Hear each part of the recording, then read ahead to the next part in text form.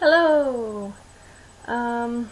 Okay, so this is my final entry for my Fave 5 for the month of June. This is my entry for June 29th, but I worked last night and I never got it recorded before I went to work. And by the time I got back, there wasn't any time, so I just decided I would put it off till this afternoon to post. Of course, it's like an hour till I go to work tonight, so I gotta hurry this. Anyways, this list was kind of put together last minute, but this is like a themed edition, I suppose you could say. It's like Fave 5 game edition, I suppose. Mostly card games. Out of the 5 things, 4 card games, 1 is dominoes. Anyways, to just hit off before I hit it off, I just want to say that I did have good luck with my trip earlier this week, because I went and searched for houses and I found a possibility and I've got it all lined up. So it's awesome. The house is like from the early 80s. It looks pretty cool.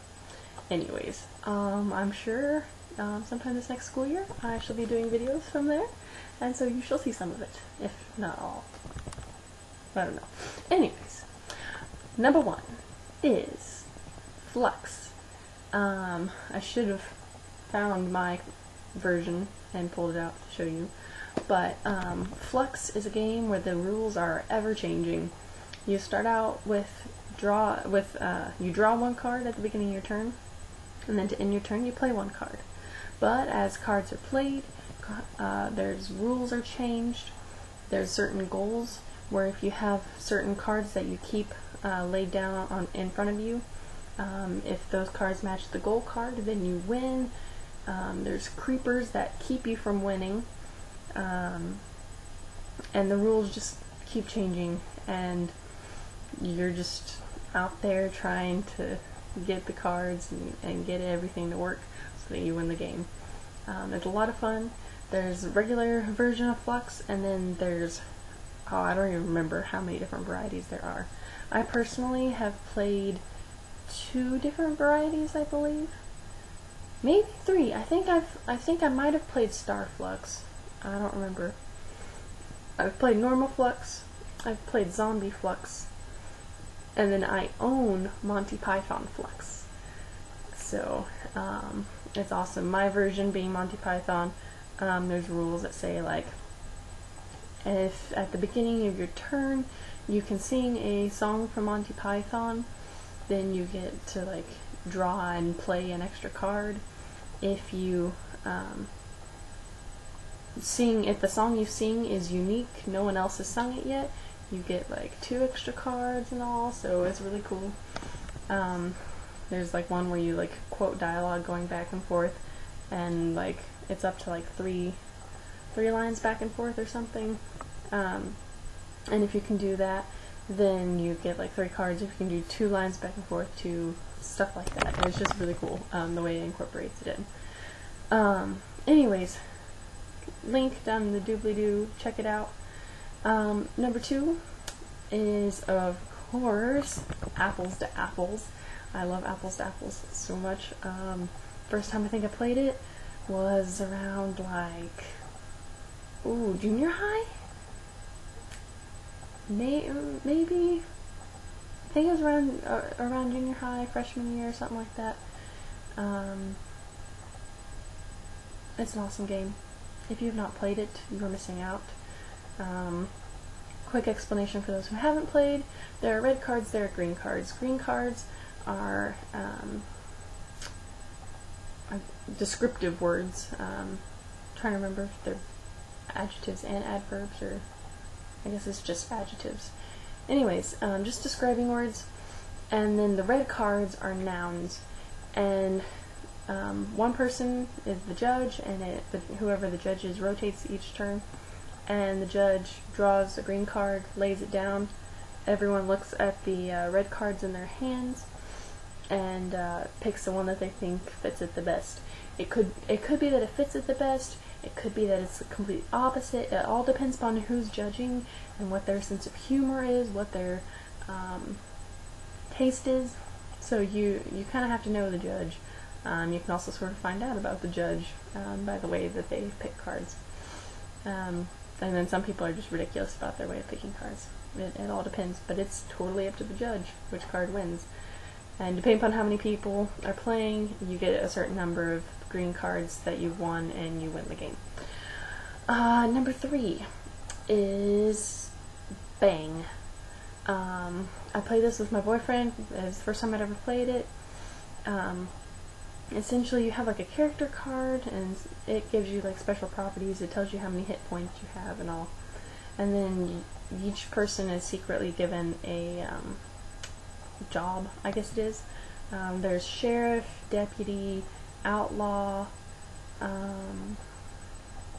don't remember what the other one's called, renegade? Vigilante? I don't remember. Anyways, whatever that last one is I was trying to figure out, renegade, something like that. Their goal is to help the sheriff, kill off the outlaws, and then kill the sheriff. If they do that, then they win. The sheriff has to kill off the outlaws, and then the vigilante, whatever. Deputy obviously helps the sheriff, and the outlaw's goal is simply to kill the sheriff. So, anyways, there's a little more than just that, like special card wise and all, but essentially that's the goal of the game, and it's a lot of fun to try and guess who's what and kill them as such, because the only person you know whose role is the sheriff. He's the only one that reveals his job. Anyways, number 4 is Pit, another card game. This one, it's like there's stocks, and each person has 9 cards if you're not playing with the bear and the bull. So the simpler version is each person has 9 cards.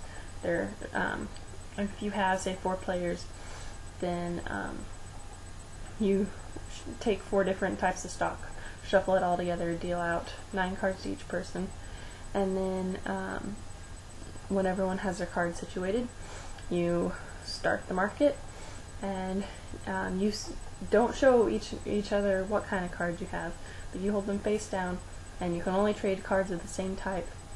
And to trade, you go, like, you have 2 cards, you go 2, 2, 2, 2, 2, 2, 2, and you look for somebody else who's going 2, 2, 2, 2, 2, 2, 2, and you swap cards, and then you check and see if that's what you needed, and if it's not, you try and trade again, and if it is, you just stick it in and find out, what else you need to trade and all, until you have all the cards of the same kind.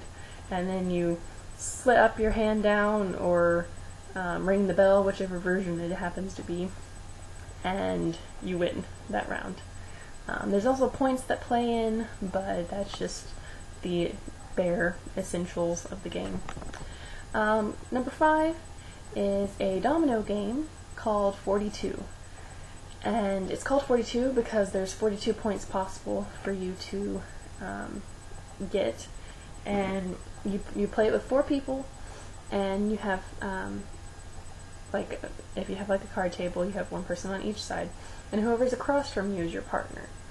And you and your partner have no idea what each other has, but you look at your dominoes, and you pick a trump, and you see if you have anything that is good enough to pick as a trump and for you to bid on. When you bid, you're bidding how many points you think you can get, and the bare minimum bid that you can make is 30. And anyways, then you play it out and all, and without going into all the details, essentially, like, you try and win the hand. There's other additional rules and all that you can add in that make it a little more complicated to some extent, but a lot of fun. And it takes a little bit of time and effort to learn the game, but once you know it, it can be fun to play with friends and all. So especially family. A lot of my family plays that game. So anyways, that is my top 5 for June. I have no idea how busy I'm going to be this next month, so I have not decided yet if I'm going to continue on. Plus, I have not been getting much feedback, so I have no idea if anybody is interested in me continuing these at all. I might have to tweak it a bit, figure out a way to keep doing it maybe, but make it more interesting. I have no idea. But anyways, hopefully I will come up with at least some idea of some type of video to make semi-regularly for this next month, so that I can keep on vlogging and keep on talking to whoever is watching. So anyways, please keep watching your subscription feed for, you know, update from me. And if you're not subscribed, feel free to. You don't have to, but feel free to. I would love another subscriber. But anyways, I will see you all next time. Bye!